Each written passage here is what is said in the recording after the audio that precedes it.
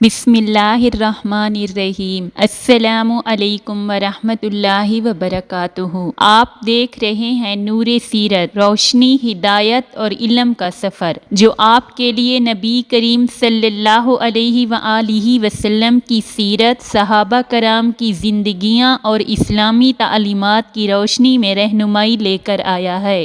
नूरे सीरत के मुअज़्ज़िज़ सामीईन व नाज़रीन, गुज़श्ता किस्त में हमने वाक़िया फ़ील और इसके बाद रसूलुल्लाह सल्लल्लाहु अलैहि वआलिहि वसल्लम की विलादत के साल के हवाले से बात की, जो अरब की तारीख़ का एक अहम मोड़ साबित हुआ। अब हम इन ख़ास बातों की तरफ बढ़ते हैं जो नबी करीम सल्लल्लाहु अलैहि वआलिहि वसल्लम की बाअसत से भी पहले उनकी अज़मत को बयान करती है। ये वो गैर मामूली वाक़ियात हैं जो हमारे नबी पाक सल्लल्लाहु अलैहि वआलिहि वसल्लम के मकाम व मर्तबे को आसमानों की बुलंदियों पर पहुँचाते हैं। अल्लाह ताला ने इंसानों को पैदा करने से पहले यानी रूहों की तख्लीक के वक्त आलम अरवाह में तमाम रूहों से एक अजीम अहद लिया था। ये वो अहद था जिसमें तमाम इंसानी रूहों से अल्लाह ताला ने अपनी रबूबियत का इकरार लिया। अल्लाह ने पूछा, अलस्तु बिरब्बिकुम,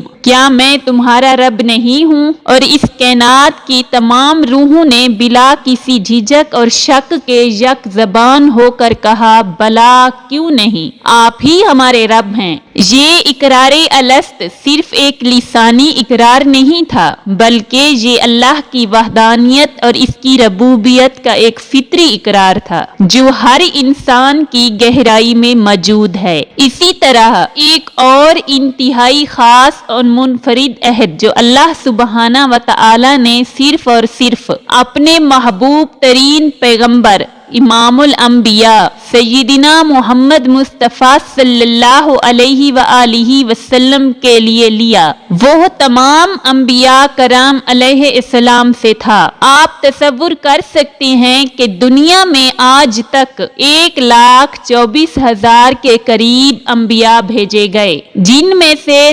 313 रसूल थे, और इन सब पर अल्लाह ने एक खास जिम्मेदारी ऐद की थी। अल्लाह ताला ने तमाम अंबिया से अहद लिया कि अगर मेरे मदनी पाक आखिरी नबी हजरत मोहम्मद सल्लल्लाहु अलैहि वआलिहि वसल्लम का जमाना आएगा तो तुम जरूर बाजरूर इन पर ईमान लाओगे और उनकी नुसरत यानी मदद करोगे। ये शान और ये हुक्म किसी और नबी या रसूल के बारे में नहीं मिलता कि अल्लाह ताला तमाम के तमाम अंबिया से ये खास मिसाक ले। ये इस बात की वाज़े दलील है कि आपका मकाम तमाम अंबिया और रसूलों में सबसे बुलंद और आला है। कुरान पाक में अल्लाह ताला ने इस अजीम अहद का जिक्र सूरह आले इमरान आयत नंबर 81 में यूं फरमाया है, व इज़ा अख़ज़ल्लाहु मीसाकन नबिय्यीना लमा आतईतुकुम मिन किताबी व हिकमती सुम्मा जाअकुम रसूलुन मुसद्दिकुन लम्मा मअकुम लतुमिनुन्ना बिही व लतंसुरुन्नहु।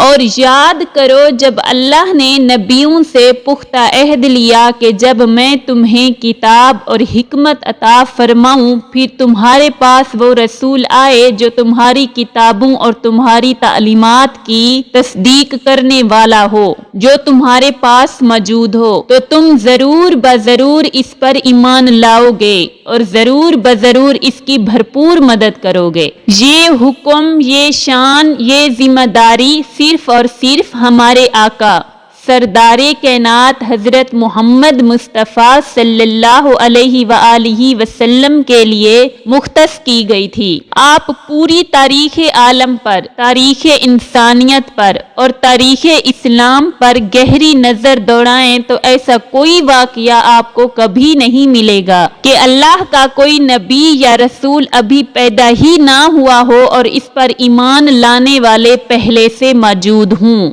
ये एक ऐसा انوکھا اور بے مثال واقعہ ہے جو صرف اور صرف نبی کریم کے حصے میں آیا۔ یہ بات تو تاریخ میں عام ملتی ہے کہ انبیاء تشریف لائے، کچھ لوگ ان پر ایمان لائے اور ان کی تصدیق کی، جبکہ کچھ لوگوں نے ایمان کا بول ہی نہ کیا اور ان کی تکذیب کی۔ لیکن یہاں معاملہ بالکل مختلف تھا۔ ابھی حضور اکرم کی بعثت یعنی اعلان نبوت تو دور کی بات ہے، ابھی آپ صلی اللہ علیہ وآلہ وسلم کی پیدائش بھی نہیں ہوئی تھی، ابھی حضور پاک صلی اللہ علیہ وآلہ وسلم اس دنیا میں تشریف نہیں لائے تھے، اس کے باوجود ان پر ایمان لانے والے پہلے سے موجود تھے۔ اسی زمانے میں یعنی حضور اکرم صلی اللہ علیہ وآلہ وسلم کی پیدائش سے بھی صدیوں پہلے یمن کے ایک عظیم بادشاہ نے حکمرانی کی۔ ان بادشاہوں کو طبع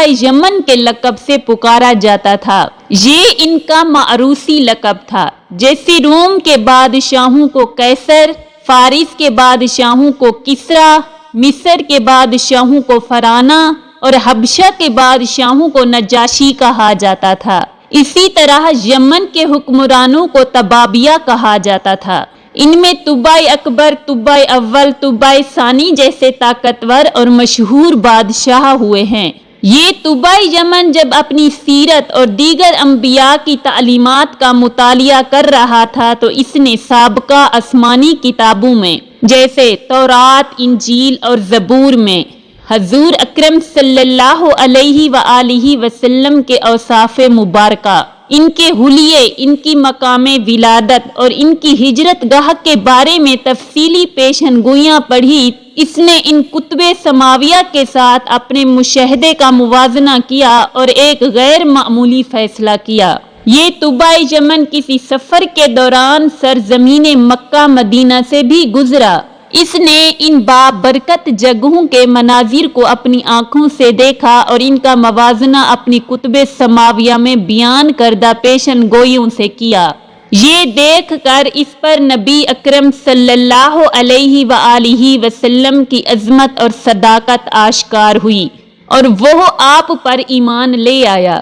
اس نے ایک انتہائی غیر معمولی اقدام کیا اور ایک شاہی فرمان خط لکھا۔ یہ صرف ایک عام خط نہیں تھا بلکہ ایک ایسی تحریر تھی جو اس کے گہرے ایمان اور والہانہ محبت کا اظہار تھی۔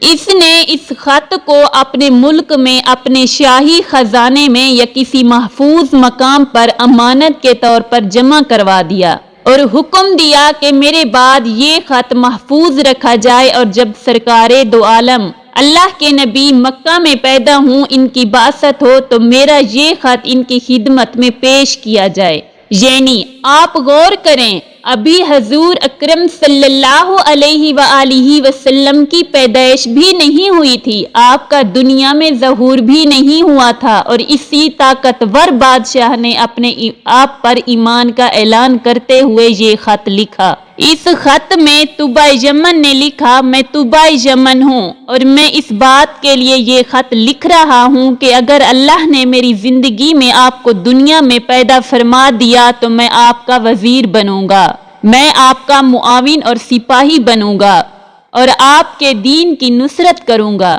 آپ تصور کریں، وہ اس وقت کا ایک خود مختار اور طاقتور بادشاہ تھا، لیکن اس کے باوجود اس نے اپنے آپ کو آخری نبی کے خادم کے طور پر پیش کیا۔ اور اگر میں پہلے مر گیا اور آپ میرے بعد دنیا میں تشریف لے آئے تو پھر میرے گواہ رہیں کہ میں آپ پر ایمان لا چکا ہوں اور قیامت کے دن آپ کی شفاعت کا امیدوار ہوں۔ اندازہ فرمائیں کہ پوری تاریخ انبیاء میں یہ بات نہیں ملتی کہ ایک نبی پیدا نہ ہو لیکن ایمان لانے والے پہلے سے ہی پختہ اقرار کریں اور پھر اسی طرح اہتمام کریں کہ ایک بادشاہ اپنی سلطنت میں باقاعدہ شاہی فرمان لکھ کر اسے امانت کے طور پر جمع کروا دے کہ جب وہ نبی آئیں تو یہ خط ان کی خدمت میں پیش کیا جائے۔